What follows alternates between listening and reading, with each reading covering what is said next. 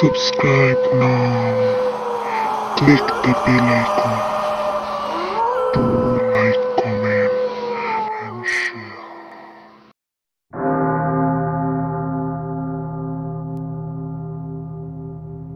Hello viewers, আমি লামিয়া আপনাদের স্বাগতম জানাচ্ছি লামিয়া স্টোরি ল্যান্ড চ্যানেলে। আমরা আমাদের এই চ্যানেলে সকল ধরনের গল্প, উপন্যাস, সত্য ঘটনা, ছোট গল্প ও বিদেশি গল্পের অনুবাদ দিয়ে থাকি। সকল গল্পগুলো আপনারা চ্যানেলের প্লেলিস্টে পেয়ে যাবেন। সেদিন আমার মা ওকে এই বাড়ি থেকে তাড়াবার চেষ্টা করেছিল, নইলে ওকে আমরা খুব কমই দেখতে পাই। একমাত্র খাবার উৎসর্গ করার সময়টুকু ছাড়া ওটার সঙ্গে যোগাযোগ আমাদের খুবই ক্ষীণ। মাঝে মাঝে ওর পায়ের শব্দ শুনতে পাই আমরা, কখনো সখনো কানে আসে ওর ভারী ভারী শ্বাস ফেলার শব্দ। এইটুকু ছাড়া অন্য সময় মনেই হয় না আমাদের বাড়ির একটা ঘরে ওই রকম একটা শক্তি বাস করছে। সোফি জিজ্ঞেস করলো, তোমার মা কিভাবে লড়াই করেছিলেন ওর সাথে? জোসেফ তোরে বলল, আমাদের বাড়িতে যা অস্ত্র ছিল তাই দিয়েই তিনি লড়েছিলেন। বন্দুক, ছুরি, ফুটন্ত গরম জল কোনো কিছুই বাদ রাখেননি, কিন্তু সব কোনো কাজেই আসেনি। ঠোঁট কামড়ে কয়েক মুহূর্ত কি যেন ভাবলো সোফি, তারপর জিজ্ঞেস করলো, তুমি যে ভদ্রলোকের সঙ্গে দেখা করতে শহরে গিয়েছিলে, মিস্টার ক্রথার, উনি কি এ ব্যাপারে তোমাকে কোনো রকম কোনো তথ্য দিয়ে যেতে পারেননি? তোমার সঙ্গে তো ওর চিঠি চালাচালি হতো, চিঠিতেও কি কখনো কিছু লেখেননি?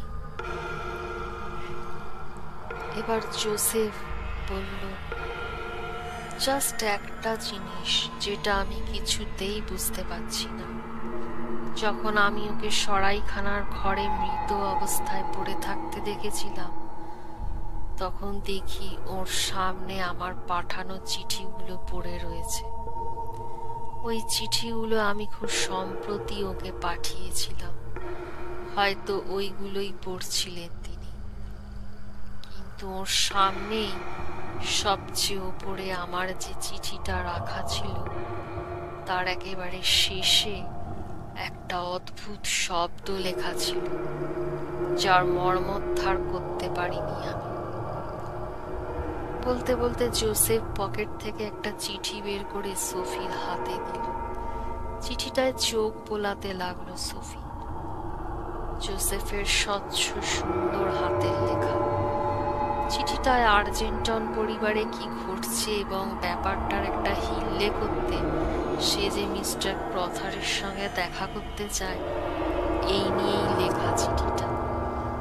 কিন্তু চিঠিটার শেষে জোসেফের সিগনেচারের তলায় একটা অদ্ভুত শব্দ লেখা।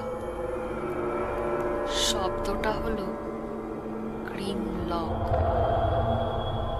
আর হাতের লেখাটাও জোসেফের বলে মনে হলো না।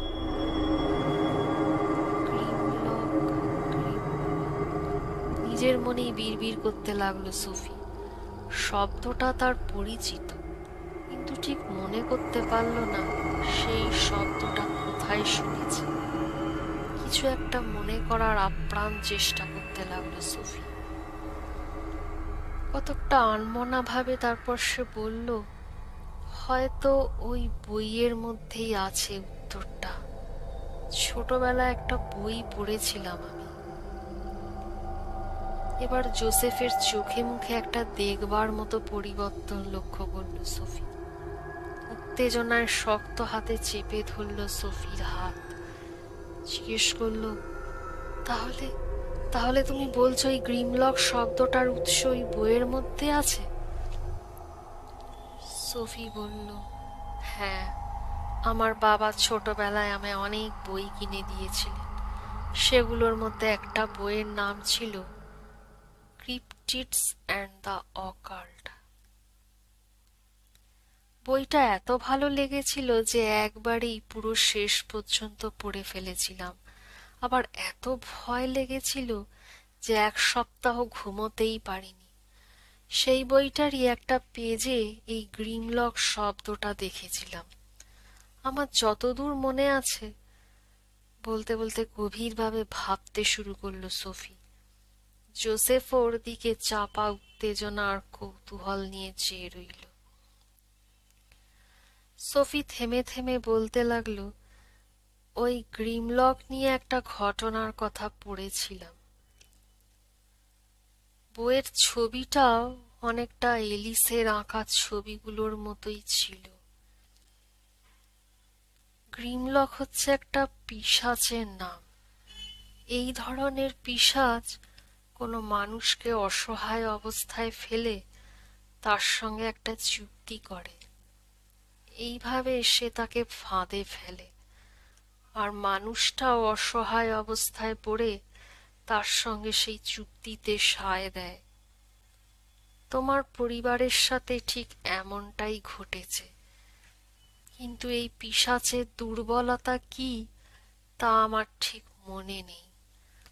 এই ধরনের পিশাচের সঙ্গে চুক্তির দায় থেকে বেরিয়ে আসার উপায়ও লেখা ছিল বইটায়, কিন্তু ঠিক মনে আসছে না।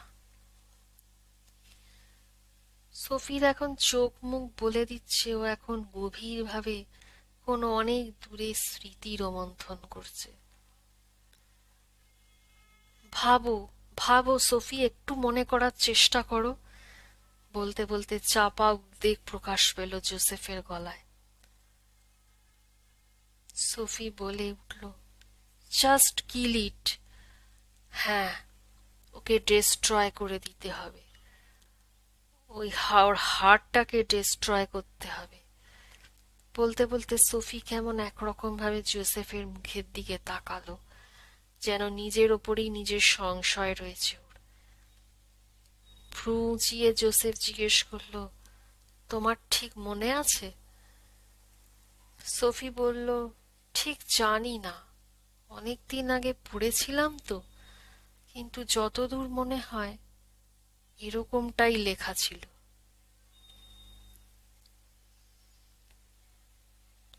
শ্রোতা বন্ধুরা, আজ এই পর্যন্ত। আগামী পর্ব নিয়ে আমি খুব শিগগিরই আসছি। আপনাদের আমাদের চ্যানেল ভালো লাগলে দয়া করে আমাদের চ্যানেলটিকে সাবস্ক্রাইব করবেন, লাইক করবেন, কমেন্ট দিয়ে নিজেদের মতামত জানাবেন। ধন্যবাদ। গল্পটি শোনার জন্য আপনাদের সবাইকে অসংখ্য ধন্যবাদ। পরবর্তী পর্ব পেতে অবশ্যই আমাদের চ্যানেলটি সাবস্ক্রাইব করুন এবং বেল আইকনটি ক্লিক করুন। গল্পটি ভালো লাগলে অবশ্যই ভিডিওটিতে লাইক ও কমেন্ট করে জানাবেন। শুভরাত্রি।